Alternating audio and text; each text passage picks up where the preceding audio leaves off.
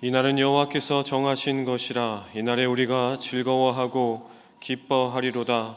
여호와여 구하옵나니 이제 구원하소서. 여호와여 우리가 구하옵나니 이제 형통하게 하소서. 하나님은 영이시니 예배하는 자가 영과 진리로 예배할지니라. 아멘.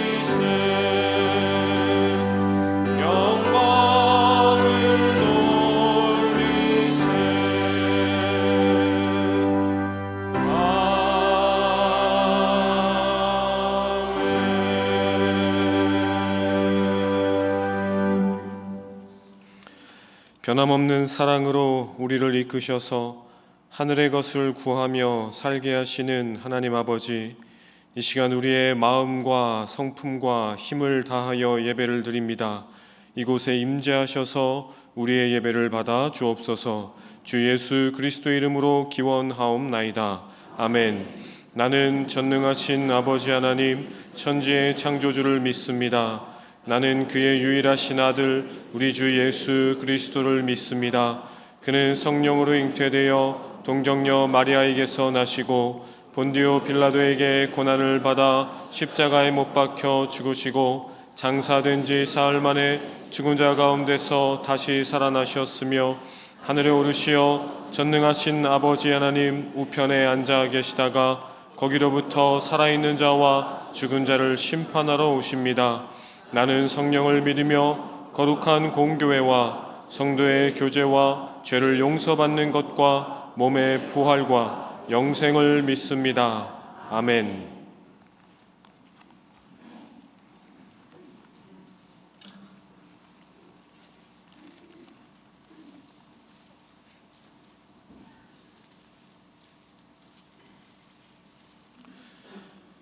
내가 여호와를 항상 송축하며 내 입술로 항상 주를 찬양하리이다.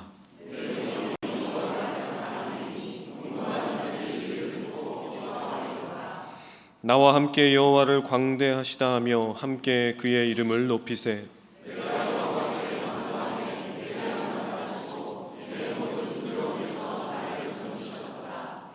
이 곤고한 자가 부르짖음에 여호와께서 들으시고 그의 모든 환난에서 구원하셨도다.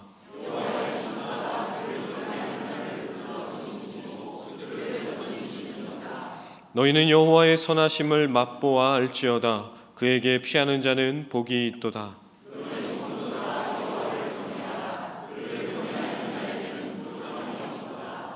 젊은 사자는 궁핍하여 줄일지라도 여호와를 찾는 자는 모든 좋은 것에 부족함이 없으리로다. 아멘.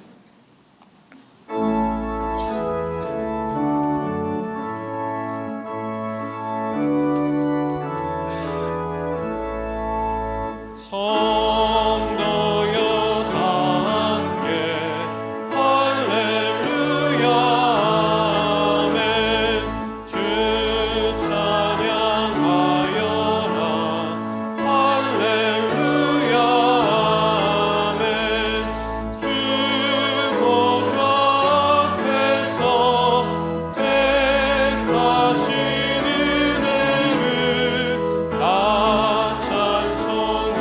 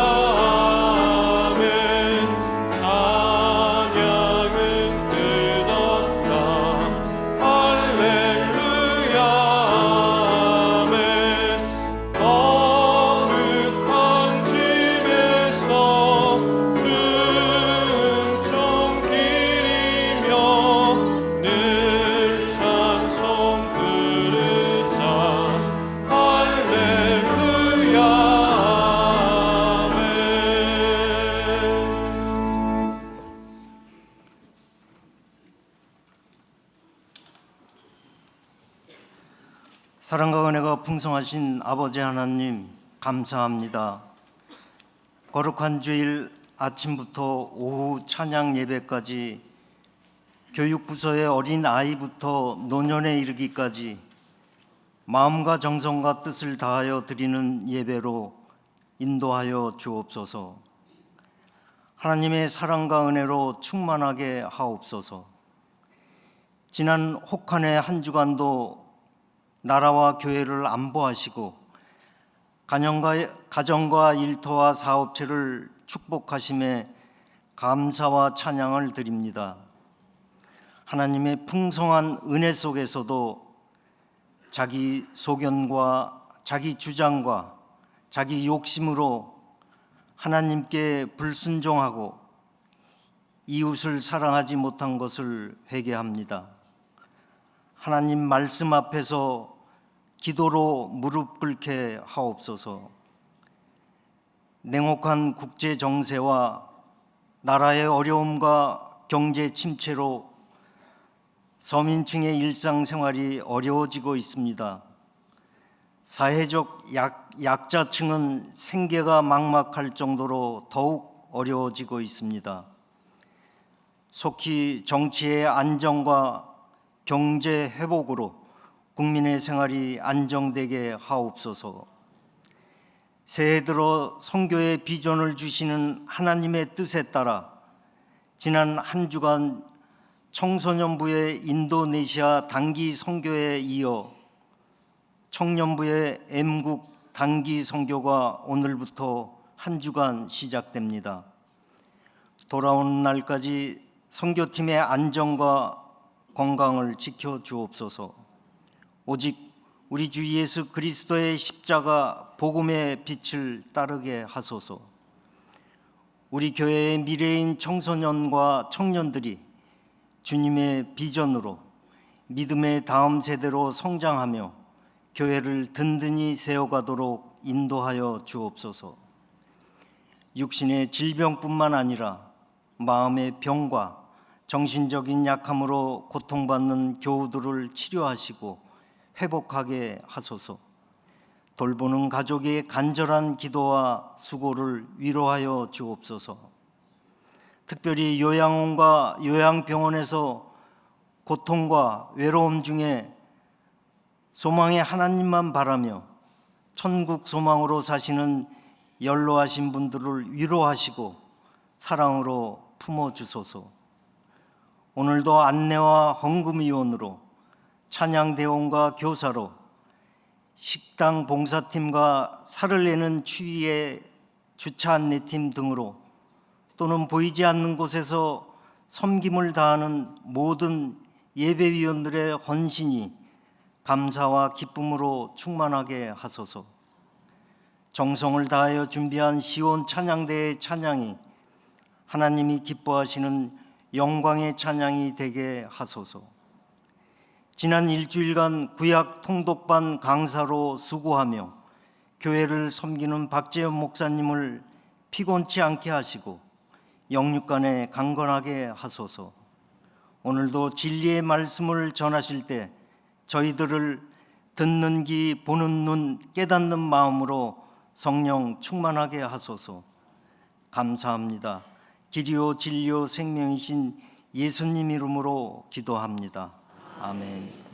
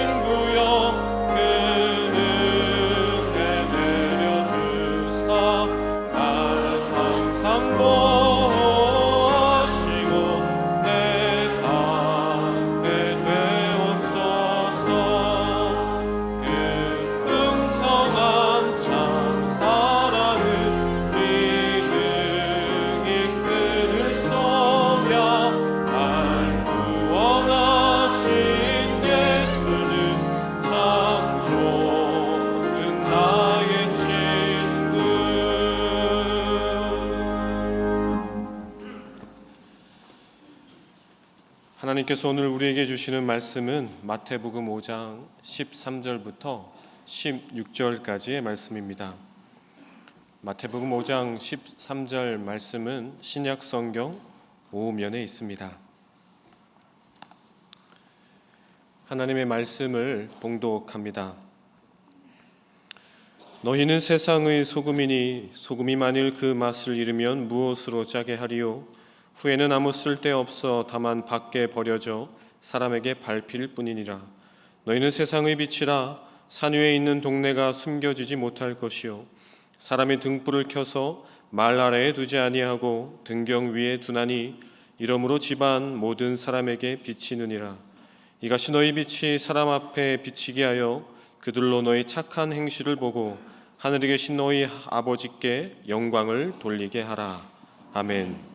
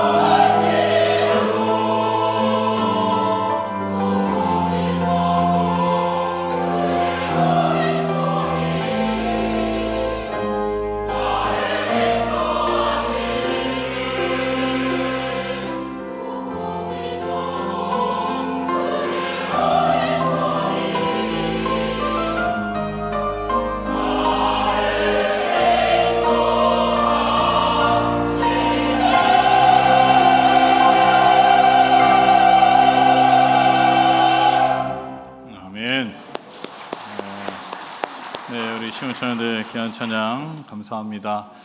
우리가 바다 끝에 거할지라도 하나님께서는 거기에서도 우리와 함께 하시는 줄로 믿습니다. 네, 여러분 한 주간 동안 잘 지내셨습니까? 네, 추워도 너무 춥고 눈도 많이 오고 그러한 날씨였는데요. 그래도 하나님께서 우리 지켜주시고 건강 주셔서 오늘 이 자리에 나와서 또 하나님께 예배드리고 있는 줄로 믿습니다. 여러분 이 자리에 오늘도 많이 추운데 이 자리에 나오신 여러분 또 이 자리에 나오셔서 예배드리고 싶으신데 여러 가지 여건이 허락지 못하시고 또 건강이 좋지 못하셔서 가정에서 예배드리시는 여러분 다 하나님께서 우리에게 은혜 주시기를 간절히 소원하시고요, 강건하시기를 주님의 이름으로 축복합니다. 오늘 우리가 함께 나눌 말씀은요, 산상순 5번째 시간으로 너희는 세상의 소금이다 빛이다에 관한 말씀을 함께 나누려고 합니다. 우리가 세상의 소금이다 빛이다 라는 말씀은요, 너무나 많이 들어본 말씀이고 또 익히 잘 알고 있는 말씀이기도 합니다. 그런데 잘 안다고 해서 또 그 말씀대로 사는 것은 또 아닌 것 같습니다. 그래서 오늘 말씀을 통해서 우리가 소금으로서 빛으로서 사는 것이 무엇인지 또 그 말씀대로 살아가고 있는지 다시 한번 되돌아볼 수 있는 시간이 될 수 있기를 바랍니다. 오늘 말씀을 보시면요, 예수님께서 13절에서는 너희는 세상의 소금이니 이렇게 말씀을 하시고요, 또 14절에서는 너희는 세상의 빛이라 이렇게 말씀을 하고 있습니다. 여기서 너희는 예수님의 제자를 가리키는 것이고요, 이는 곧 저와 여러분을 의미한다고도 할 수 있을 것입니다. 그런데 한 가지 우리가 알아야 하는 것은요, 예수님께서 너희는 세상의 소금이 되라, 빛이 되라 이렇게 말씀하신 것이 아니라 너희는 세상의 소금이다, 빛이다 이렇게 말씀을 하셨다라는 것입니다. 이것은 이 세상의 소금, 빛이 바로 그리스도의 정체성이다라는 것을 말씀해 주고 있는 것이고요, 이미 예수님의 제자에 관한 말씀이니까 예수님의 제자들은 세상의 소금이고 빛과 같은 존재이다라고 말씀을 하고 있는 것입니다. 먼저 13절의 말씀을 보시면요, 너희는 세상의 소금이니 소금이 만일 그 맛을 잃으면 무엇으로 짜게 하리요? 후에는 아무 쓸데없어 다만 밖에 버려져 사람에게 밟힐 뿐이니라 이렇게 말씀을 하고 있습니다. 그럼 우리가 소금 하면은요, 두 가지 특성을 생각을 할 수가 있을 것 같습니다. 첫째는 부패를 방지하는 거죠. 썩는 것을 방지하는 역할을 하는 것이고요, 둘째는 음식의 맛을 내는 역할을 하기도 합니다.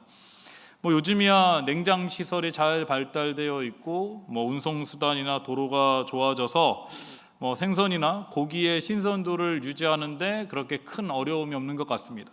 그러나 예전을 생각하면 제가 어렸을 때만 하더라도 저희 동네에 오일장이 섰는데, 오일장이 서면은 생선 파는 그러한 데가 있었는데 그곳에 가면은 이 생선을 담아놓은 상자에 소금이 가득 채워져 있었습니다. 소금을 생선 위에 뿌리기도 하고 밑에 막 소금을 깔아놓기도 했던 것을 보았는데요, 이 바다에서 잡은 고기를 내륙으로 가져오다 보면은 시간이 오래 걸리다 보니까 신선도를 유지하기 위해서 부패하거나 썩지 않도록 생선으로 절여 놓은 거죠. 근데 이 온도가 높은 중동 지역에서는요, 지금 예수님께서 산상순을 말씀하시는 장소가 갈릴리가 보이는, 갈릴리 바다가 보이는 언덕이라고 말씀을 드렸는데, 그렇다면 이 지역에서는 고기가 많이 잡히게 될 것이고요, 그러면 이 고기를 신선도를 잘 유지하기 위해서는 소금이 매우 중요한 역할을 했다라는 것을 우리가 알 수가 있는 것인데요. 근데 예수님께서 이렇게 너희는 세상의 소금이다 라고 말씀하시는 것은 이 소금이 부패를 방지하는 것인데, 이 예수님 시대에는요, 때가 악하고 부패하였습니다. 근데 예수님 때뿐만 아니라 노아의 시대도 그랬죠. 지금도 마찬가지인데, 에베소서 5장 17절의 말씀에 보니까요, 바울은 이렇게 말하고 있습니다. 세월을 아끼라 때가 악하니라. 바울이 살던 시대, 예수님의 살던 시대에도 때가 악하였다라는 것을 알 수가 있는 것이고요. 뭐 지금도 마찬가지죠. 지금도 예전과 더하면 더했지 덜하다고 말할 수는 없을 것입니다. 이 세상 사람들은요, 이 부정과 부패와 비리의 기준을 세상의 법으로 정해 놓았을 것입니다. 그리고 세상 사람들은 법을 지키지 않게 되면은 그에 대한 대가와 처벌을 받게 되는 것이죠. 그런데 또 어떤 사람들은 법을 교묘하게 피해서 다른 사람의 것을 탐내기도 하고 빼앗기도 하죠. 현재 이슈화되고 있는 일 중에 하나가 여성 기상캐스터가 스스로 목숨을 끊었는데 이유를 알고 보니까 직장 내 따돌림이 있었다, 괴롭힘이 있었다라는 거죠. 그래서 한참 조사가 이루어지고 있는 것으로 알고 있는데요. 여러분, 다른 사람을 시기하고 미워하고 질투하는 것, 이런 것은 세상의 법으로는 위법이라고 할 수는 없을지 모르지만 그것으로 인해서 다른 사람이 상처를 받게 되고 또 가짜 뉴스를 만들어 인해서 마음이 힘들어서 극단적인 선택을 하게 하고, 이러한 것이 보이지 않는 죄악이라고 할 수 있는데, 이러한 것을 행하면서도 본인들은 무엇을 잘못했는지조차 모를 수 있다라는 것이 사실은 더 무서운 현실이라고 할 수가 있는 것입니다. 예수님께서는요, 이러한 시대를 살아가고 있는 우리에게 너희는 세상의 소금이라고 말씀을 하고 있는 것입니다. 여러분, 이 소금으로 부패하는 것을 방지하기 위해서는 적은 양으로는 안 됩니다. 많은 양이 뿌려져야 되는 것이고요, 또 염도도 높아야 된다라는 것인데요, 이 너희가 제자들이라고 말씀을 하셨으니까 지금으로 바꿔서 생각해 보면은 현대 기독교인들이요, 우리나라 인구의 약 25% 정도라고 생각을 하면은 우리가 이 세상의 부패함을 막기 위해서는 세상 사람들의 기준보다 훨씬 높은 거룩함과 도덕성을 갖추고 있어야 한다라는 것입니다. 어느 리서치 조사에 따르면요, 예수님을 믿는 사람들이 사회적 영향력을 가진 존재가 되기 위해서는 예수님을 믿지 않는 사람들에 비해서 이 도덕성이 40% 이상의 격차가 나야 된다라고 그렇게 말을 했습니다. 다시 말씀드리면은 이 세상 사람들보다 그리스도인들이 40% 이상의 높은 도덕성을 가지고 있을 때에 사회적 영향력을 나타낼 수 있고 이 사회가 부패하지 않을 수 있다라고 말을 하고 있는 것입니다. 그렇다면은 예수님께서 제자들에게 너희는 세상의 소금이라고 말씀하시는 것은 우리가 세상 사람들과 다르다라는 것이고요, 우리는 세상 사람들이 말하는 법과 기준보다 더 엄격한 법, 다시 말씀드리면은 하나님의 법을 기준으로 삼고 살아야 함을 말씀하고 있는 것입니다. 여러분, 우리가 세상 사람들과 같은 기준으로 살아가게 되면은 이 소금의 맛이 나지 않는 것입니다. 저는 한 가지 확신을 갖고 있는데요, 하나님의 법을 따르는 사람은 절대 사람의 법을 위반하지 않는다는 것입니다. 왜냐하면은 하나님께서 이 세상을 다스리시고 또 세상의 법도 하나님의 질서와 주권 아래에 있기 때문입니다. 그래서 우리는 하나님의 말씀을 기준으로 삼고 성령의 인도하심을 따라 살아야 한다라는 것입니다. 이것은 율법주의를 의미하는 것이 아닙니다. 여러분, 우리가 하나님의 법을 어기게 되면요, 우리 안에 계시는 성령님께서 우리에게 여러 가지 방법으로 말씀을 하신다라는 거예요. 마음이 불편해지기도 하고요, 주저해지기도 합니다.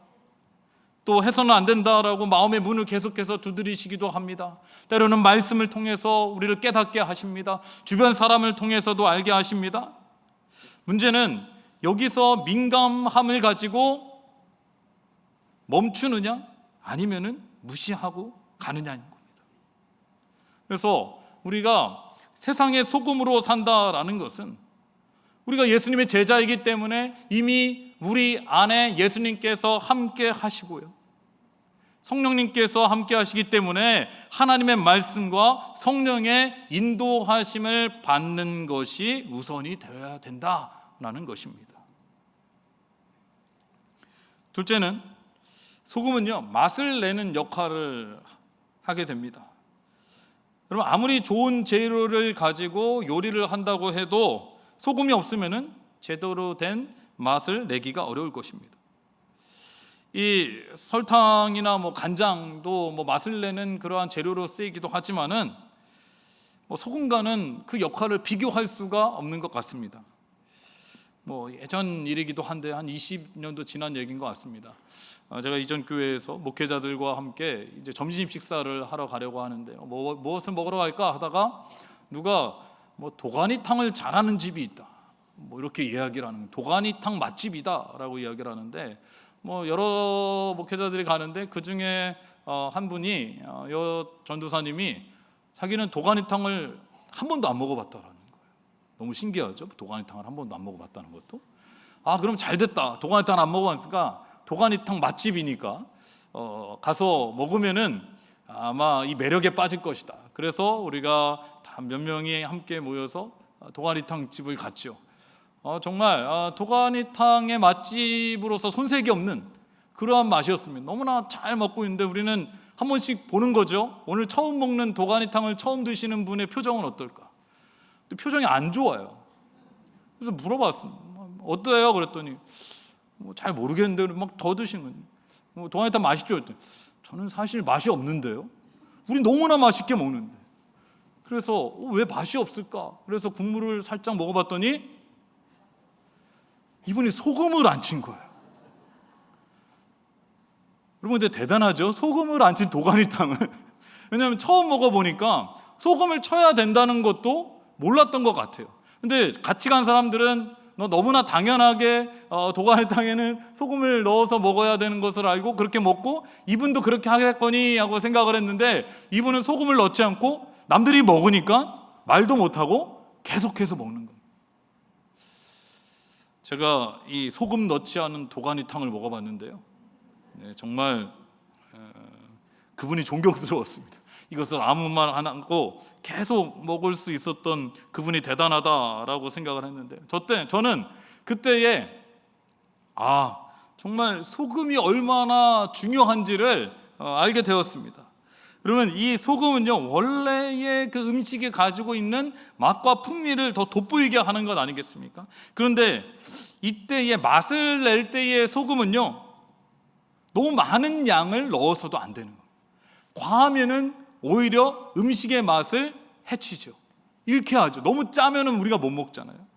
그리고 나물 같은 데도 우리가 소금을 뿌리기도 하지만은 소금이 한 곳에 뭉쳐 있어도 오히려 그 맛을 잃게 되는 것입니다. 골고루 잘 퍼져 있고 녹아져 있어야 그 맛을 낼 수가 있다라는 것입니다.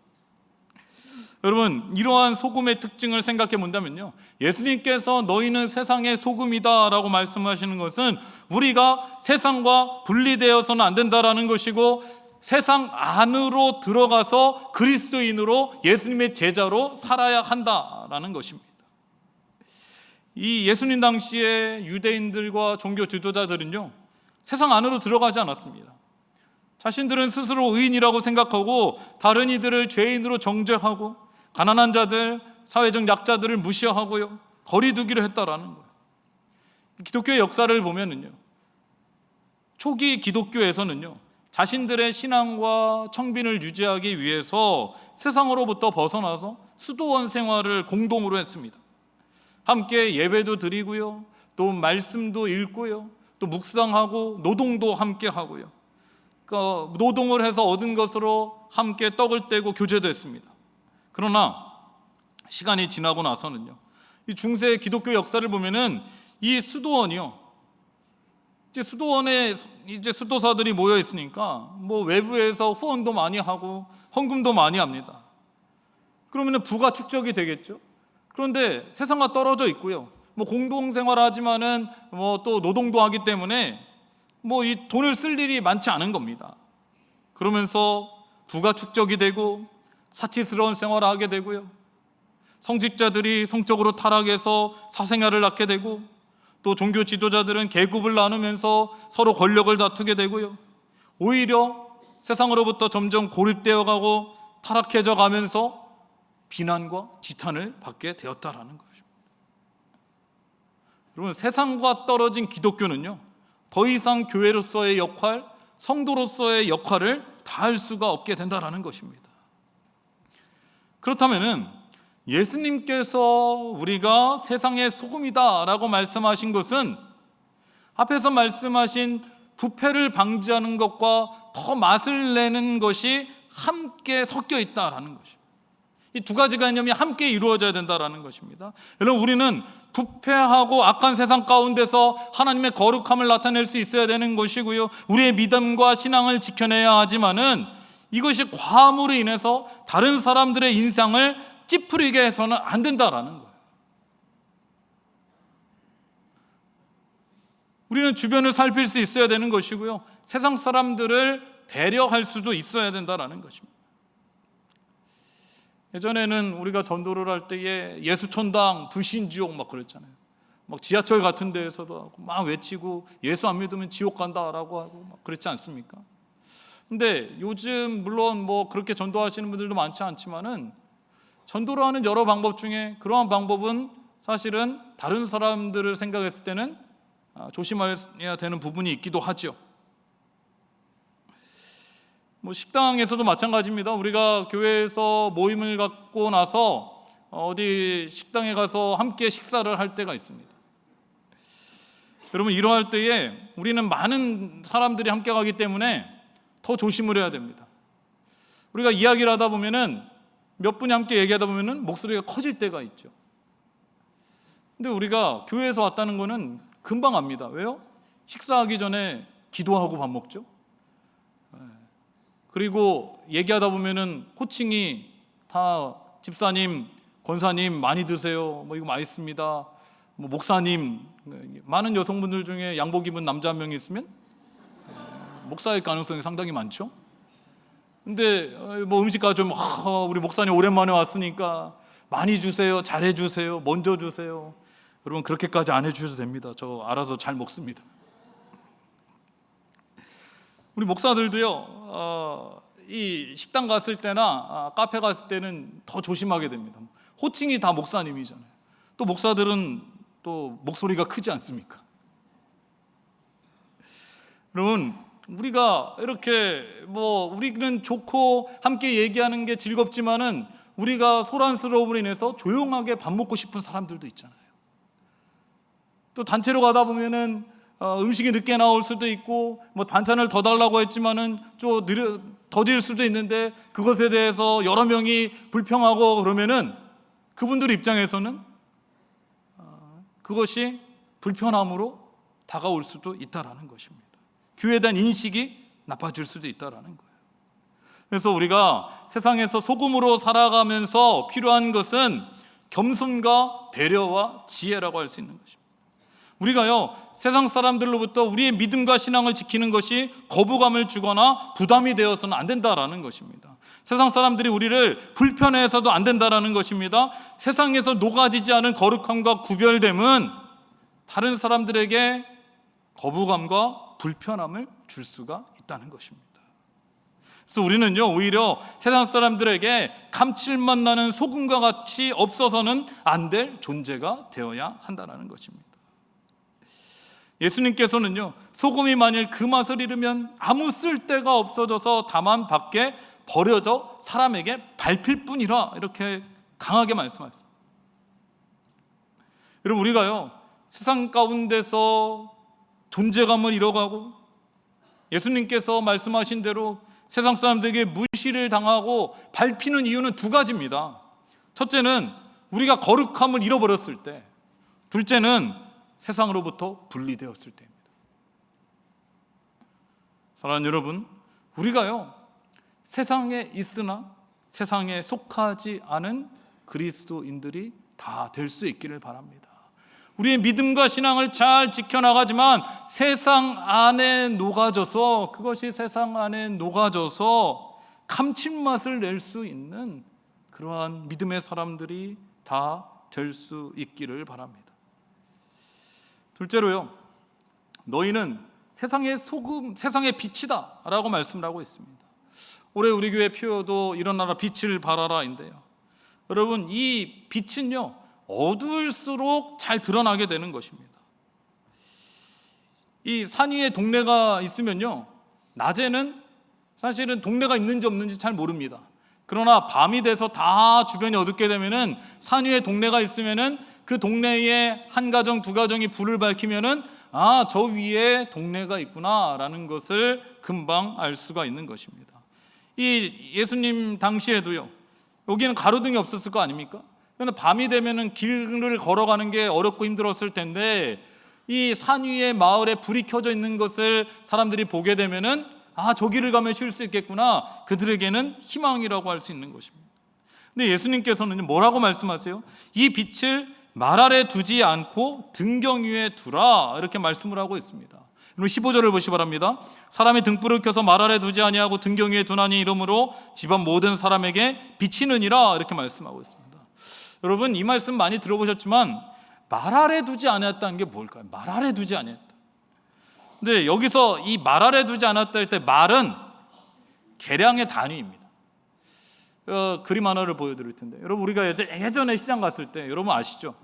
쌀 한 홉, 뭐 쌀이나 뭐 또 콩이나 뭐 이런 거를 줄 때에 한 홉이라는 게 있었죠. 나무로 된 거. 그리고 조금 더 큰 거는 한 대, 한 대박, 두 대박 뭐 이렇게 해요. 그리고 그보다 큰 게 뭡니까? 한 말이라.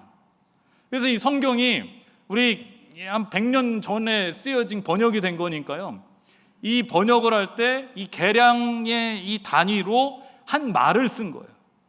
그래서 여러분 빛이 있잖아요. 빛이 있는데 말 아래 있다는 것은, 불을 켜놓고 말 아래 있다는 것은 이 말의 이 뭐라고 그래, 통이라고 하죠. 이 통으로 덮어놓는다는 거예요. 불을 켜놨지만 통으로 덮어놓으면 어떻게 돼요? 불을 켜나 마나잖아요. 아무런 효과가 없는 것입니다. 빛으로서의 역할을 다할 수 없다라는 거예요. 그래서 사람이 불을 켜놓고 말 아래 두는 사람이 없다는 거예요. 통으로 덮어놓는 사람이 없다는 거예요. 불을 켜면은 다 등경 위에 둔다라는 그러한 말씀인 것입니다. 그리고 등경은 아시죠? 불을 안전하게 놓을 수 있는 기구라고 할 수 있습니다. 지난 1월 첫째 주에도 말씀드렸지만 우리는 빛을 낼 수 있는 존재가 아닙니다. 세상에서 빛을 낼 수 있는 것은 태양밖에 없고요. 이 태양은 하나님께서 만드셨고요. 우리는 원래 어두운 죄의 본성을 가진 사람들이었지만은 빛 대신 예수 그리스도께서 우리 안에 있을 때에 우리는 빛의 존재가 될 수 있다. 너희는 세상의 빛이다. 그것은 이미 우리는 예수님을 믿는 사람으로서, 예수님의 제자들은 예수님께서 그 안에 계시기 때문에 빛이 된다라는, 이미 빛이라는 거예요. 우리는 빛과 같은 존재입니다. 그런데 가만히 있어도 이 빛이 나타나야 되는데 말 아래 두려는 사람들이 있다라는 거예요. 이 빛을 숨기려는 사람들이 있더라, 감추려는 사람들이 있다라는 것입니다. 이것은 예수님을 믿는 그리스도임을 세상 가운데에 숨겨놓으려는 사람들이 있다라는 거예요. 주일이 되면 예배도 잘 드리고요, 모임도 잘 참여하고 봉사도 하지만은 세상에 나아가서는 어떠한 그리스도인으로서의 빛의 모습에 나타나지도 않고 드러나지도 않는 사람들이 있다라는 것입니다. 이런 사람들은 두 가지 부류라고 할 수 있습니다. 첫째는 세상에서 그리스도인이라고 내가 자신 있게 말할 수가 없는 거예요. 우리가 그리스도인이라고 하면은 말씀대로 살아야 되고 거룩해야 된다는 부담감을 갖고 있죠. 누구나가 그렇게 살아야 된다는 걸 알고 있지만은 그렇게 살지 못할 때에 우리는 드러낼 수가 없다라는 거예요. 둘째는 세상의 것을 포기할 수 없다라는 거예요. 우리가 어두움 가운데 빛이 된다라는 것이고요. 우리가 예수님의 제자로서 하나님의 말씀대로 살아간다라는 것은 여러 가지 포기해야 될 것이 생기는 것입니다. 하지 말아야 될 것이 생기는 것입니다. 때로는 희생도 하고 손해도 감수해야 되는데 이러한 것들을 포기할 수 없다라는 거예요. 제가 예전에 이 고등부를 담당했을 때요, 학생들 신방을 다닐 때가 있었습니다. 지금은 학교 출입을 자유롭지 못하죠. 보안관 분들이 딱 지키고 계시고 외부인들이 들어가는 게 어려웠지만 예전에는 학교에 드나드는 게 그렇게 어렵지 않았습니다. 그래서 이 고등학생들의 학교에 찾아가서 이 학생들을 찾아가서요, 점심시간에 이제 친구들을 같이 나오라고 하는 겁니다. 그래서 가까운 학교 근처에 중식당이 있으면은 친구들 다 데려가서 짜장면도 먹고 짬뽕도 먹고 그러면서 이제 우리 주일학교 학생들에게 힘을 실어주는 거죠. 교회에서 목사님이 오시면은 이렇게 맛있는 것도 사주시고 그러면서 이제 아이에게는 위로가 되고 또 전도의 기회가 되는 거죠. 또 뭐 여의치 않으면은 햄버거를 들고 갑니다. 단품을 들고 가는 게 아니라 세트로 들고 가죠. 뭐 콜라도 들고 가고 뭐 또 감자튀김도 들고 가고 그때 얘기하죠. 목사님이 갈 테니까 친구들 많이 데려와라. 그래서 벤치에 그늘진 곳에서 기다리고 있으면은 이제 점심시간이 되면은 막 친구들이 옵니다. 친구들이 오는데 한 친구 학교에 갔어요. 이 친구는 신앙생활을 열심히 하는 고등부에서도 예배도 잘 빠지지 않고 성가대도 하는 그러한 친구였습니다. 그래서 이제 이 친구에게 가서 힘을 줘야 되겠다, 위로도 하고 신방을 해야 되겠다 해서 가서 점심시간에 많은 친구들이 와서 이제 햄버거를 먹는데 한 친구가 이렇게 물어보는 거예요. 이 친구한테, 야, 너 교회 다녔어? 난 몰랐네. 이렇게 얘기하는 거예요. 일단 첫 번째 당황했습니다. 이렇게 열심히 하는 친구인데 왜 교회 다니는 걸 애들이 모르지? 근데 또 먹고 있는데 어떤 친구가, 야, 너 이거 그 친구에게, 우리 교회 다니는 친구에게, 야, 너 이거 다 먹고 햄버거 다 먹고 저기 소각장 오늘은 안 가냐? 이렇게 얘기하는 거야. 밥 먹고 소각장을 왜 갈까? 또 옆에 있는 친구가, 야, 햄버거 먹었으니까 구름 과자도 먹으러 가야지. 다 모르시는군요. 구름 과자가 뭔지. 이 구름 과자라는 이게 몽게몽게 연기가 나는 이 흡연을 한다는 거죠. 그러니까 이 친구가 밥 먹고 나면은 저기 외진 곳에 가서 담배를 핀다라는 거예요. 근데 이 얘기를 저 들으라고 하는 거죠. 근데 저는 너무 힘들었습니다. 듣고도 못 든 척을 하는 거. 왜냐하면은 그 열심히 있는 그 친구가 이미 얼굴에 얼굴악 부르락 하는 거예요. 근데 제가 또 아는 척하기도 그렇고 들리는데 모른 척 너무 힘들었습니다.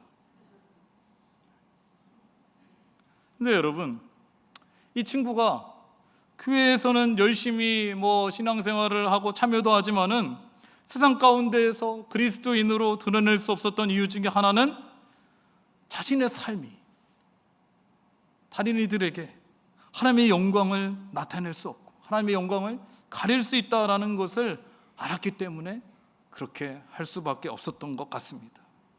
그래서 여러분, 우리가 세상에서 빛이 되기 위해서는요, 반드시 따라오는 것이 착한 행실이라. 우리가 그리스도인인 것을 아는데요, 하나님은 선하신 분이시고 인자하신 분이시고 사랑이 많으신 분이신데 우리의 행실이 나쁘고요, 입에서 악한 말이 나오고요, 삶이 거짓되고 본이 되지 않으면요, 하나님의 영광을 돌릴 수가 없는 것입니다. 우리가 아무리 복음을 전해도 그들은 복음을 받아들이지 않게 되는 것입니다.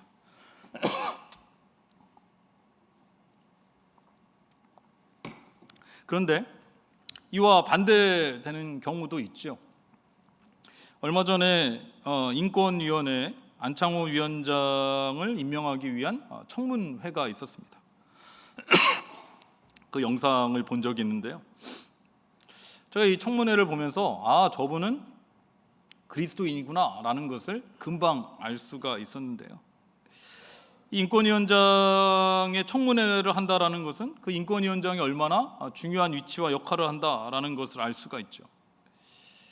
인권위원회가 명동에 있거든요. 그래서 제가 예전에 이 부목사 사역을 했던 그 교회가 명동에 있었기 때문에 제가 지나다니면서 인권위원회 앞을 많이 다녔는데 그때 보면은 항상 피켓 뜨는 사람이 있습니다. 한쪽에서는 동성애에 찬성하고 한쪽에서는 동성애 반대. 이 집회를 계속 하는 거예요. 1인 시위도 하고 이렇게 하는데 아주 민감하죠. 특별히 기독교 입장에서 차별금지법, 동성애, 진화론 이런 것도 인권위원회에서는 아주 중요한 사항이라고 할 수 있을 것입니다. 근데 이러한 사항에 대해서 이 후보자에게 질문을 하는데요. 여러분 먼저 청문회 영상을 짧게 보시도록 하겠습니다. 안창호 인권위원장 후보자가 오늘 국회 인사청문회에서 차별금지법에 대한 반대 입장을 밝혔습니다. 차별금지법 제정되면 마크시스트, 파시스트 이런 사람들이 우리 사회에 활개치고 그래서 공산주의 혁명으로 이용될 수 있다. 지금도 그렇게 생각하시는 거예요? 저는 우려는 있다고 생각을 합니다. 많은 분들은 그런 생각을 없다고 저는 생각을 합니다. 그러면 그러나 그걸 이용될 어떻게 수 해야 됩니까? 있다는 생각은 같습니다. 인권위는 지난 2006년부터 차별금지법 제정을 권고해왔고 지난 6월에도 혐오와 차별금지 법제화에 노력해달라고 국회에 촉구한 상황. 하지만 안 후보자는 지금 형태로는 포괄적 차별금지법 제정에 반대한다며 반대 입장을 거듭 강조했습니다. 안 후보자는 지난 2021년 진화론의 가능성은 0%라며 진화론을 배울 필요가 없다고 발언했는데 배울 필요가 없어요, 사실. 왜 그러냐면 이 진화론이라는 게 하나의 가설에 불과한 겁니다. 하나님의 말씀, 하나님의 그 창조론을 믿기 싫기 때문에 사람들은 진화론을 주장하고 이번 청문회를 앞두고 서면 답변서를 통해 교육과정에서 창조론도 가르쳐야 한다고도 주장했습니다. 종교적 신념과 직무 사이에 간격이 있다는 지적이 나오자 안 후보자는 과거 공직 생활을 할 때도 개인적 종교가 공직의 객관성을 훼손하지 않았다며 차별금지법에 찬성하는 분과 반대하는 분의 안을 숙고해 합리적 결론을 도출하겠다고 답했습니다. 네, 이것은 하나의 뉴스에 나온 그러한 이야기인데요. 여러분 뭐 유튜브 같은데 보면은 이 청문회가 많이 나와 있습니다. 상당히 공격적으로 사람들이 질문을 하기도 하는데요. 이 청문회에서 인권위원장이요, 동성애, 차별금지법, 창조론에 대해서 자신의 믿음과 신앙의 양심으로 대답하는 거 사실은 쉽지 않을 겁니다. 왜냐하면 이렇게 대답하면은 분명히 공격해온 것을 알고 있고 중립을 지키지 못했다고 비난을 하기도 할 것이고 나중에는 청문회의 이 인권위원장으로서 거부를 당할 수도 있죠. 우리는 이 사람을 인권위원장을 할 수 없다 이렇게 거부가 될 수도 있을 것입니다. 그러나 이분은요 한결같은 거예요. 하나님의 말씀을 기초로 해서 동성애와 차별금지법은 받아들일 수 없다. 인권위원장이 이렇게 이야기를 하는 겁니다. 그런데요, 제가 청문회를 보면서 한 가지 더 느낀 것은 이 다른 청문회와 다른 거예요. 다른 청문회는요, 그 후보자의 부패와 비리와 재산의 은닉과 이런 거를 막 집중적으로 파내잖아요. 그런데 그런 내용이 하나도 없어요. 이분은 그런 면에서는 깨끗한 거예요. 저는 만약에 저는 동성애와 차별금지법을 받아들일 수 없습니다. 저는 종교적 신념이 그 창조론을 믿습니다. 이렇게 얘기했는데 부정하고 부패 있고 알고 보니까 그런 일들이 일어나면은 오히려 자신의 발언이 더 사회적 나쁜 영향을 끼칠 수도 있는데 그렇지 않았다라는 것입니다. 자신의 도덕성에 자신이 없었다면은 이분은 자신의 믿음과 신앙의 관점을 지키지 못했을 것입니다. 그래서 결국에는요 이분이 인권위원장이 됐어요. 거부하지 않았습니다. 지금 믿음과 신앙을 잘 지키니까 그것에 대해서 인정을 하게 되는 것이고 청문회를 본 모든 사람은 이분이 그리스도인이다라는 것을 알게 되었을 것이고 근데 저는 그렇게 생각하면 이분이 그렇다고 해서 어떠한 공정성을 잃지는 않을 거라고 생각해요. 하나님께 지혜를 구하면서 잘 해나갈 거라고 저는 생각을 하는데요. 사랑하는 여러분, 우리가요 세상에서 소금과 빛이 다 될 수 있기를 바랍니다. 여러분, 우리가 세상에서 소금과 빛이 되기 위해서 필요한 것이 있다면 지난주에 우리가 함께 살펴본 팔복의 마음일 것입니다. 팔복을 기억하십니까? 여러분, 예수님께서 너희는 세상의 소금이다, 빛이다라고 하신 이 말씀이 앞에 팔복 후에 하셨다라는 다 이유가 있는 거죠. 심령이 가난하고 애통해하고 예수 그리스도의 온유함을 갖고 하나님의 의에 줄이고 목이 마르고 다른 이를 긍휼히 여기고 마음이 청결하고 다른 사람들과 화평을 이룰 수 있고, 때로는 하나님의 의를 위해서 박해를 두려워하지 않는 삶을 살아갈 때에 우리는 소금과 빛의 삶을 살아갈 수가 있는 것입니다. 사랑하는 여러분, 우리는요 세상 안으로 들어가야 합니다. 우리가 오늘 이렇게 예배를 드리지만은 일주일 중에 6일은 세상 가운데서 살아가게 됩니다. 우리끼리만 뭉쳐 있으면요 하나님의 예수 그리스도의 복음을 전할 수도 없고요, 하나님의 영광을 나타낼 수도 없는 것입니다. 우리가 세상에서 우리의 삶으로 하나님의 거룩함을 나타내고 하나님의 영광을 돌릴 수 있는 소금과 빛으로서의 그리스도인들이 다 될 수 있기를 주님의 이름으로 축원합니다. 기도하겠습니다. 하나님 아버지, 부패하고 어두워져가는 이 세상에서 우리가 소금과 빛으로서 이에 합당한 거룩한 삶, 착한 행실로 하나님께 영광 돌리는 삶을 살게 하여 주시옵소서. 예수님의 이름으로 기도드리옵나이다. 아멘.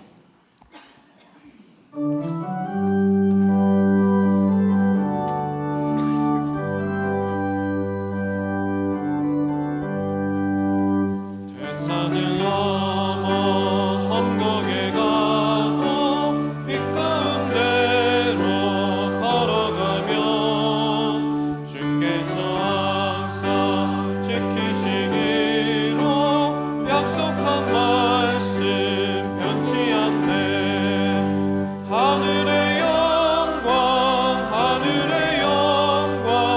나의 맘속에 차고도 넘쳐 할렐루야를 힘차게 불러 영원히 주를 찬양하리. 캄캄한 밤에 다닐지라도 주께서 나의 길 되시고 나에게 밝은 빛이 되시니 길 잃어버릴 염려 없네. 하늘의 영광 나의 맘속에 차고도 넘쳐 할렐루야를 힘차게 불러 영원히 주를 찬양하리.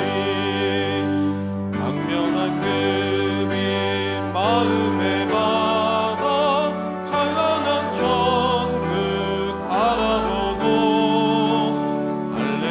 할렐루야를 힘차게 불러 날마다 빛에 걸어가리. 하늘의 영광 나의 맘속에 차고도 넘쳐 할렐루야를 힘차게 불러 영원히 주를 찬양하리.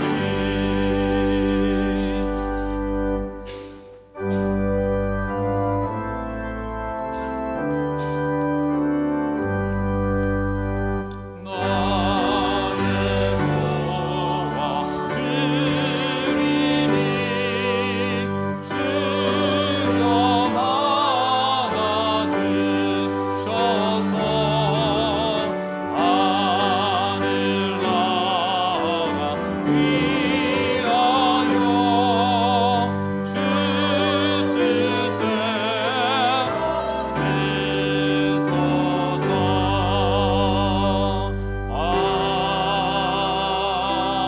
아멘. 하나님 아버지 감사합니다. 지난 한 주간도 눈이 오고 추운 날씨 가운데도 하나님께서 우리를 지켜주시고 인도하여 주시고 또 오늘 거룩한 줄 주님 앞에 나와 예배드리며 하나님께 영광 돌리게 하여 주심에 참으로 감사를 드립니다.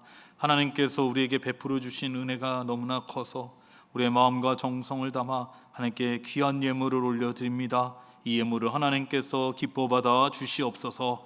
이 예물이 하나님 나라 영광을 위해 쓰일 때에 주의 은혜와 사랑과 복음이 함께 전해지게 하여 주시옵고, 목적대로 꼭 필요한 곳에 쓰여져서 아름다운 열매들도 많이 맺혀지게 하여 주시옵소서. 이 예물이 드린 손길과 가정을 하나님께서 축복하여 주시옵소서.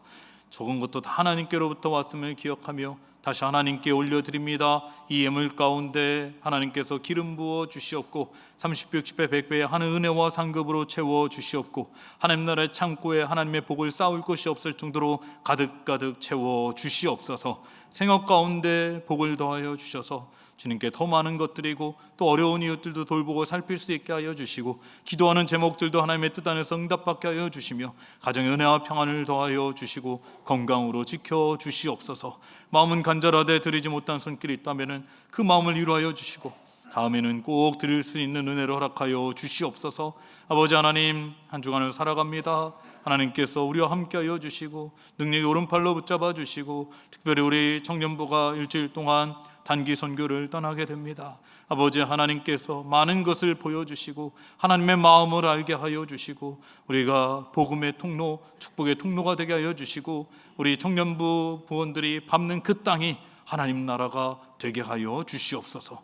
일주일 동안 하나님께서 안전을 지켜주시고 주님의 천군 천사로 보호하여 주시옵소서. 아버지 하나님께 모든 걸 맡기오며 예수님의 이름으로 봉헌 기도드리옵나이다. 아멘. 네, 교회 소식을 말씀드리도록 하겠습니다. 주보를 참고해 주시기 바랍니다.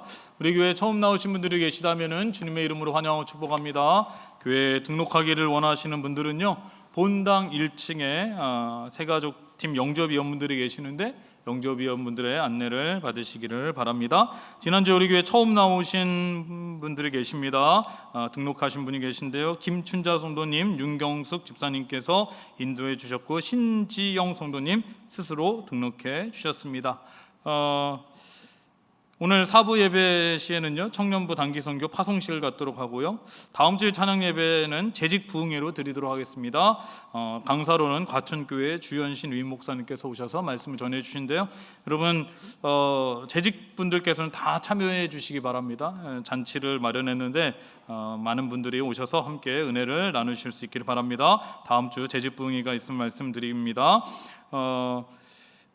여러분 주보 안쪽 면을 보시면은 중보기도 사역 안내가 나와 있습니다. 중보기도가 어떻게 이루어지고 있는지, 팀 사역은 어떻게 되고 있는지, 기도 카드는 어떻게 제출하실 수 있는지, 또 정기 모임과 가을에 있을 중보기도 학교까지 안내가 되어 있습니다. 여러분 많은 관심 가져주시고 또 기도 제목 있으시면 제출해 주시고, 또 중보기도에 학교를 수료하셔서 또 중보기도에 동참하시면 참 좋겠습니다. 오늘 사부 예배 후에는 본당에서 부서 회계 교육이 있습니다. 부서장과 회계는 다 참여해 주시기를 바랍니다. 다음 주일은 창립 30주년 기념주일입니다. 여러분 기도로서 준비해 주실 수 있기를 바라고요. 강단 꽃꽂이 봉사자를 모집하고 있습니다. 매월 첫째 주, 둘째 주일에 강단에 꽃꽂이를 해주실 분을 모집하고 있으니까요, 여러분 달란트 있으신 분은 지원해 주시면 감사하겠습니다. 청년부 단기 선교가 오늘부터 토요일까지 M국에서 있습니다. 강민구 목사님과 최아람 전사님께서 함께 전사님 외 7명이 함께 다녀오도록 하겠습니다. 네, 이제 아기천 예배가 있는데요, 오늘 우리 부부 32손 한선교 집사님, 우서희 집사님 가정의 서준이, 네, 어서 오세요. 네, 어서 오십시오. 네, 우리 우서희 집사님은 우상한 집사님, 박순자 집사님의 따님이 되시고요. 아이고 예뻐라. 가까이 오세요. 가까이 오세요. 안녕. 태어난 지 얼마나 됐죠? 4달. 곧 5개월 돼요. 어떻게 이렇게 이쁘게 생겼을까? 잘 보이나요? 이쪽으로 잘. 예. 네. 아마 태어나서 처음 이렇게 추운 날씨를 경험할 텐데, 그죠? 태어나서 처음이겠죠? 이 추운 날씨를 뚫고 밖에 나와서 예배를 드리기 위해서 왔습니다. 아유 너무나 이쁜 우리 서준이 너무너무 축하하고 이렇게 건강하게 잘 자라서 만날 수 있어서 너무 반가워요. 아이 그래. 뭔가 아는 친구네요. 반응이 좋아. 반갑습니다. 건강하게 예쁘게 잘 자랄 수 있기를 바랍니다. 우리 서준이 위해서 제가 기도하도록 하겠습니다. 기도하겠습니다. 하나님 아버지 감사합니다. 우리 한성규 집사님, 우서희 집사님 가정에 사랑하는 귀한 아들 서준이를 보내주시고 또 이렇게 건강하게 잘 자랄 수 있도록 하여 주심에 참으로 감사를 드립니다. 아버지 하나님, 우리 서준이를 우리 한성규 집사님, 우서희 집사님 가정에 보내신 데에는 분명한 하나님의 뜻이 있는 줄로 믿습니다. 우리 서준이가 지금까지 이렇게 건강하게 잘 자라왔는데 그 키와 그 지혜가 자라가며 하나님과 사람들에게 사랑받고 칭찬받는 귀한 아들로 잘 자라날 수 있도록 하나님께서 지켜주시고 인도하여 주시옵소서. 아버지 하나님께서 우리 서준이에게 지혜도 더하여 주시고 또 솔로몬과 같은 지혜와 다윗과 같이 하나님께 사랑받는 자와 또 바울과 같은 믿음을 하나님께서 허락하여 주셔서 하나님 나라를 위해 귀히 쓰임 받는 아들이 되게 하여 주시옵소서. 아버지 하나님, 우리 서준이를 위해서 부모님이 기도할 때마다 그 기도도 땅에 떨어지지 않게 하시고 하나님 나라의 향기가 되어 올려지게 하여 주시고 우리 서준이가 기도로 말씀으로 잘 자랄 수 있도록 주님 도와주시고 함께 하여 주시옵소서. 우리 서준이에게 귀한 만남의 축복도 하나님께서 허락하여 주시옵고 모든 것이 합력하여 선을 이루게 하여 주시옵소서. 아버지 하나님, 우리 서준이 부모님에게도 이 가정 가운데도 하나님께서 은혜와 평안을 더하여 주시옵고 어려움 없이 우리 서준이를 잘 키워낼 수 있도록 주님 도와주시고 함께하여 주시옵소서. 아버지 하나님, 이렇게 추운 날씨 가운데서도 우리 서준이가 이렇게 하나님께 예배드리러 왔습니다. 우리 서준이가 평생 하나님께 예배드리며 하나님께 영광 돌리는 자로 살아가게 하여 주시옵소서. 우리 서준이를 주님께 맡깁니다. 감사드립니다. 예수님의 이름으로 기도드리옵나이다. 아멘. 잘 왔어요. 우리 박수하도록 하겠습니다. 네, 감사합니다. 감사합니다. 네, 우리 서준이를 위해서 꽃다발 준비했고요. 네, 엄마 서준이 낳느라고 수고하셨습니다. 꽃다발이고, 다음에 이것은 서준이의 태어난 것을 축하하며 가족이 함께 식사 줄 수 있게 작년보다 여러분 2배가 올랐습니다.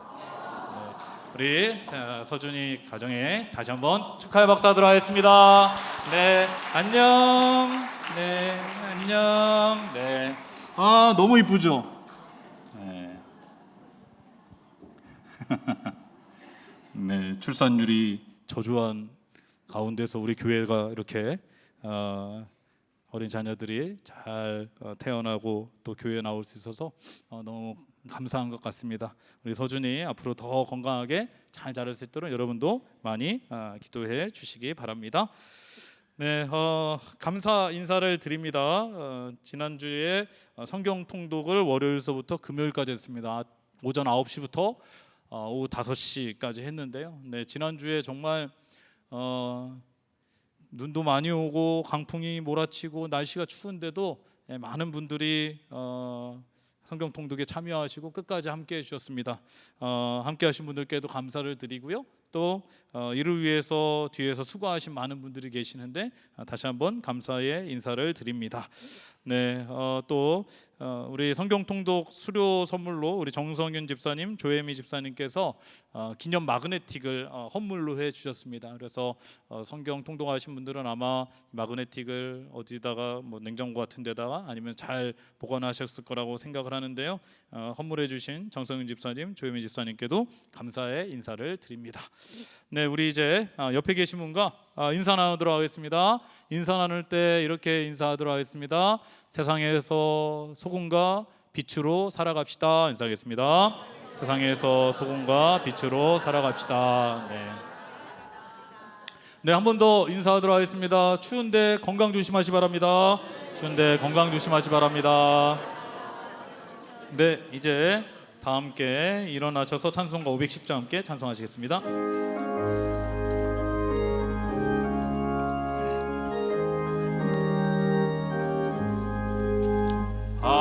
하나님의 진리 등대 빛이 길이 빛나네. 우리들도 등대되어 주의 사람 믿 주세.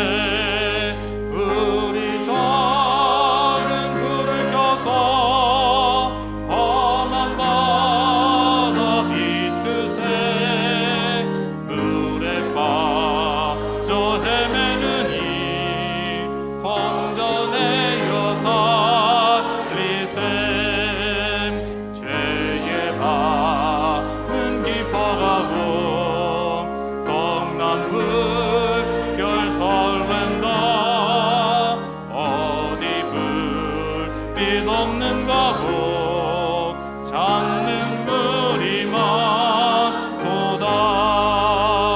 우리 작은 불을 켜서 험한 바다 비추세.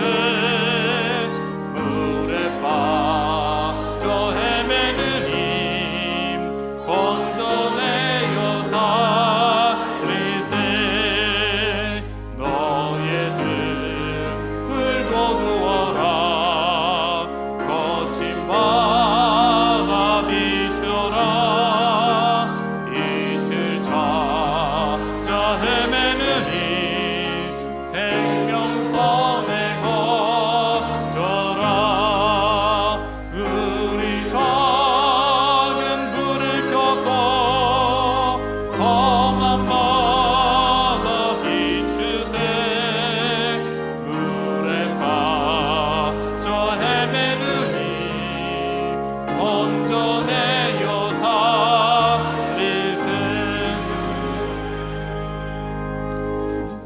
지금 우리 주 예수 그리스도의 은혜와 무한하신 아버지의 사랑하심과 성령님의 감동 감화하시고 우리 가운데 교제 교통하심이 세상에서 소금과 빛으로서의 삶을 살아가며 거룩한 삶, 하나님께 영광 돌리는 삶을 살기를 간절히 소원하는 이 자리에 함께 예배하는 그리고 가정에서 예배드리는 일산동학교 성도님들 위해 그 가정 위에 삶의 자리 위에 모든 기도 제목 가운데 지금 영원까지 함께 하시기를 간절히 축원하옵나이다. 아멘.